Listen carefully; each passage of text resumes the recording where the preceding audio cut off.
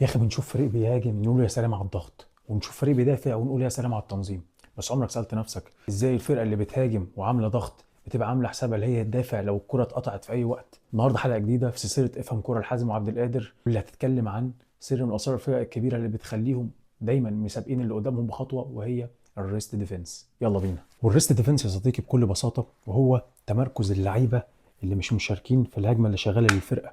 يعني مثلا زي ما انت شايف الفريق بيهاجم بخمس لعيبة، الخمس لعيبة التانيين دول مستنيين الكورة، مش بيتفرجوا عليها، هم مستعدين ان الكورة لو زمايلهم فقدوها قدام في الهجوم فيكون جاهزين بتحركاتهم وتمركزاتهم المعينة اللي تساعدهم على الانقضاض على الكورة وقت ما الفرق اللي قصادهم تعمل الكونتر اتاك وتتحول من الدفاع للهجوم فيفسدوا الكونتر اتاك للفرقة. وفي نفس الوقت الريست ديفنس بيساعدهم ان هم يعملوا الضغط العكسي، وهو استرجاع الكورة لحظة فقدانها بسرعة. وزي ما انا قلت لك قبل كده لو تفتكر ان الريست ديفنس بيعشم اللعب بين الخطوط، زي ما انت شايف هو بيبقى فاكر ان الخطوط دي المسافة بين الخطوط دي فاضية، لكن ما يعرفش ترابط الخطين دول وجاهزين في اي وقت ان الكرة تيجي هنا. ومن اهم اللعيبة في المصطلح ده الهولدنج ميدفيلدر، لعيب رقم 6، لان هو اللي ماسك العمق وبيحمل العمق وهو حلقة الوصل بين الخطين. وفي نفس الوقت قلبين الدفاع بيبقوا واقفين على ابعد مسافة تسمح لهم ان هم يغطوا اي هجمة مرتدة.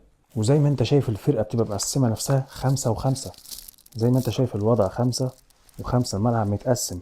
وفي نفس الوقت الظهير بيبقى مهم لو الملعب بقى 4 و6، عشان لما تبقى 4 و6 ونص الملعب يزيد فالظهير يغطي مكانه وتبقى زي ما انت شايف، وتبقى 6 و4. يلا بينا نشوف الكلام ده عملي. يعني مثلا ركز معايا، انا بس بدأت لك اللعبة من نصها تقريبا علشان تبقى فاهم. بص بقى الريست ديفنس، بص متقسمين كام؟ 1 2 3 4 5. تمام. بص هنا 1 2 3 4 5، 5 و5 الملعب. بص مقسمين نفسهم. خلي بالك ضربة المرمى دي جاية من اليونايتد، أكيد ده ماتش يونايتد وأرسنال. زي ما أنت هتشوف دلوقتي هبدأ لك اللعبة من أول أهي.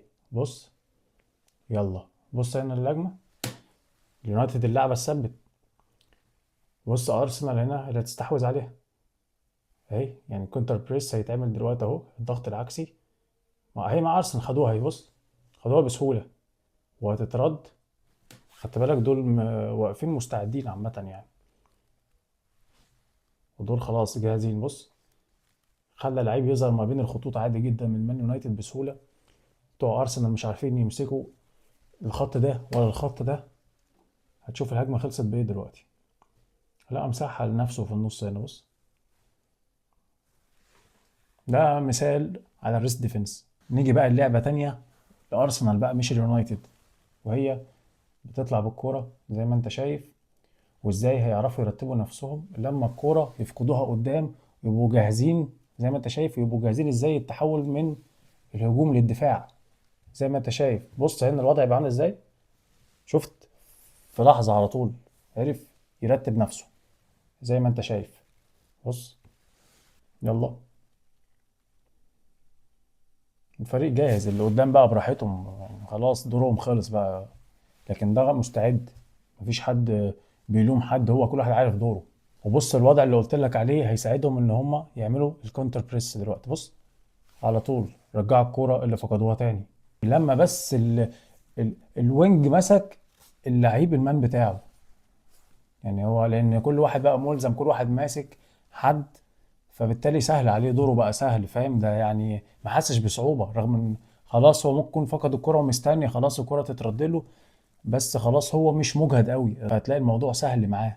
دي ميزة الريست ديفنس، بتخليك ماسك الملعب رغم ان كده كده لو رجعت بالكرة. بص هي اللعيبة واقفة صح خلاص يعني، وده مع ده، بس هو ساكا اللي راح وقطعها منه. هو الراجل عنده مخزون طاقة عادي الراجل. بس ويا صديقي في حالات تانية للريست ديفنس، لو متابع وعارف فيديوهات اللي قلت لك شوفها قبل ما نبدأ السلسلة، افتح فيديوهاتي اللي بتكلم فيها عن فرقة ريال مدريد للرديف. لو تفتكر كان فيها حالات ريست ديفنس كتير لما كانوا بيعملوا ضغط عالي هاي بريس. هتقول لي الهاي بريس ماله؟ بالعكس مفيش الكلام ده، الهاي بريس علاقته تكاملية بالريست ديفنس. طول ما في ريست ديفنس في هاي بريس، انت فاهم؟ لان طول ما انت عامل هاي بريس ففي مساحة وراك لازم تحميها بالريس ديفنس علشان تأمن المساحات اللي بيسيبها الهاي بريس، لازم تأمنها وتغطيها بالريس ديفنس، فالاتنين بيكملوا بعض. من اخر الهاي بريس بيعمل مساحات للخصم، والريس ديفنس بيأمن لك المساحات اللي سابها الهاي بريس للخصم. لان اكيد انت لما بتيجي تضغط ضغط عالي قدامه تهاجم بلعيبه كتير، فهتسيب مساحات كتير قوي، فلازم تأمنها بالريس ديفنس. فبالتالي المشاكل او المساحه اللي بتسيبها للخصم الهاي بريس لازم تغطيها بالريس ديفنس وتأمنها. فهم فعلا علاقتهم تكامليه، بس زي ما انا قلت لك يا صديقي في سلسلتنا هنشرحها سلمه سلمه، لان انا مش عايز اشعب لك الدنيا وافرع لك، عايزين نبدا واحده واحده. فعلشان كده الفرق الكبيره مش بتتضرب ليه بهجمات مرتده رغم ان هي بتهاجم بلعيبه كتير قدام، علشان يا صديقي الريس ديفنس، لان الريس ديفنس بيبني الثقه للعيبه اللي قدام، بيخليهم ان هم كده كده متمرنين وعارفين ان وراهم في تغطيه كويسه، فده يديهم ثقه اكتر ان هم يخاطروا كمان، وفي نفس الوقت بيساعدهم ان هم يتحكموا في الماتش زي ما قلت لك، ان هم يفسدوا اي هجمات مرتده او تحولات قصاد الفرقه اللي بيلعبوها، وده بيخليهم يستحوذ على رتم الماتش. في نفس الوقت بيقلل الارهاق، لان انت مش كل ما الكره تتقطع ترجع تدافع من اول وجديد، لا، انت لو الكره اتقطعت قدام فانت بتعمل الضغط العكسي وبتهاجم على الكره اللي مقطوعه في المنطقه بتاعتك بس، ولو الكره اتردت ورا فاللعيبه بتدافع بتضغط على الكرة اللي جاية في المنطقة بتاعتهم بس. كل لعيب وله منطقته.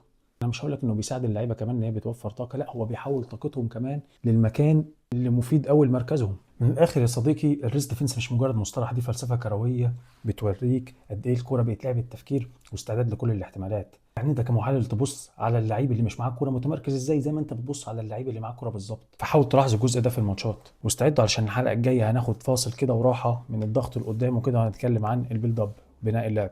كان معكم حازم زناتي وعبد القادر، اتنين بيحبوا يعرفوا الكوره بتلعب ازاي. سلام.